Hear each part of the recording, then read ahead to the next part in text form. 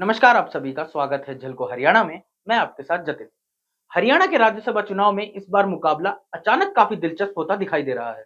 दरअसल शुरुआत में राजनीतिक विश्लेषकों का मानना था कि भाजपा और कांग्रेस के बीच एक एक सीट का समीकरण लगभग तय है।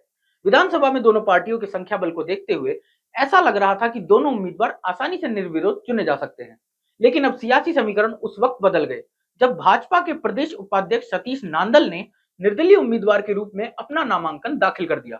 जैसे ही नांदल ने नामांकन किया, वैसे ही राजनीतिक गलियारों में चर्चाओं का दौर शुरू हो गया। नामांकन के दौरान कुछ अहम चेहरे भी वहां मौजूद थे। इनमें निर्दलीय विधायक सावित्री जिंदल, गन्नौर से विधायक देवेंद्र कादियान और बहादुरगढ़ से विधायक राजेश जून शामिल थे। इन नेताओं की मौजूदगी में इस नामांकन को और ज्यादा चर्चा में ला दिया। अब यह सवाल उठने लगा है कि यह सिर्फ औपचारिक नामांकन है या फिर राज्यसभा चुनाव में कोई बड़ा सियासी खेल होने वाला है। राजनीतिक जानकारों का मानना है कि इस कदम के पीछे कहीं ना कहीं क्रॉस वोटिंग की संभावनाओं की भी चर्चा हो रही है। अब अगर हम बात करें सतीश नांदल की, तो वे रोहतक जिले के जाने माने बिजनेसमैन माने जाते हैं। उनकी खुद की एक कंस्ट्रक्शन कंपनी है और क्षेत्र में उनका अच्छा खासा प्रभाव भी माना जाता है।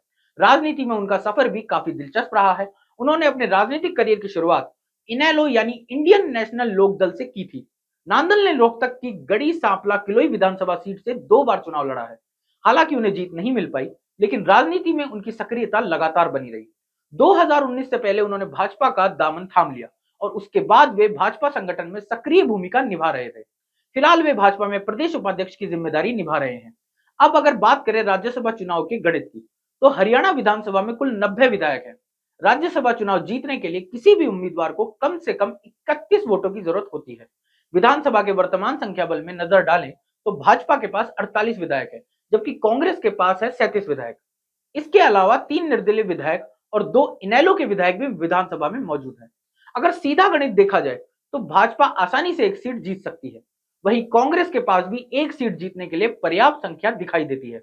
इसी वजह से पहले ये माना जा रहा था कि दोनों पार्टियों के उम्मीदवार बिना किसी मुकाबले के राज्यसभा पहुंच जाएंगे। लेकिन सतीश नांदल की एंट्री के बाद अब तस्वीर थोड़ी बदलती हुई दिखाई दे रही है। राजनीतिक विश्लेषकों का मानना है कि अगर चुनाव होता है तो क्रॉस वोटिंग की संभावना से इनकार नहीं किया जा सकता। यानी अगर किसी पार्टी के कुछ विधायक दूसरी तरफ वोट करते हैं तो चुनाव का नतीजा पूरी तरह बदल सकता है। यही वजह है कि अब इस चुनाव में पूरे हरियाणा की नजरें टिक गई हैं, क्योंकि भूपेंद्र हुड्डा अब जोखिम लेने की स्थिति में है नहीं। वे अपने बेटे दीपेंद्र हुड्डा की राजनीति में ध्यान दे रहे हैं। सतीश नांदल हुड्डा परिवार के परंपरागत प्रतिद्वंदी हैं, उन्हें मजबूत क्यों ही होने देगा कोई। क्रॉस वोटिंग की संभावनाओं पर भी ध्यान दें तो पिछली बार किरण चौधरी और कुलदीप बिश्नोई ने ऐसा ही किया था। लेकिन आज की परिस्थितियां अलग हैं। कोई कांग्रेसी विधायक खुद को बेचने जैसा कदम नहीं उठाना चाहेगा। इस वजह से हरियाणा में इस चुनाव की सियासी रोमांचकता चरम पर है। अगर चुनाव हुआ तो 16 मार्च को मतदान होने की संभावना है।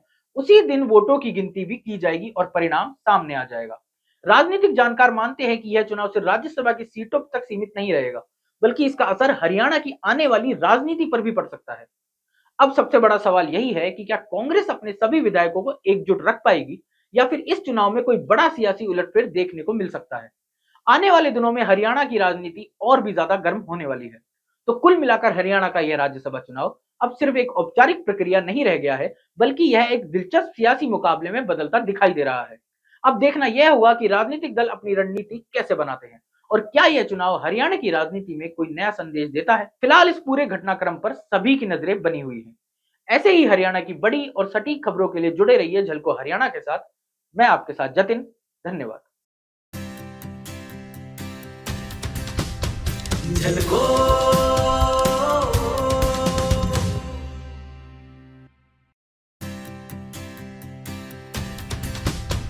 झलको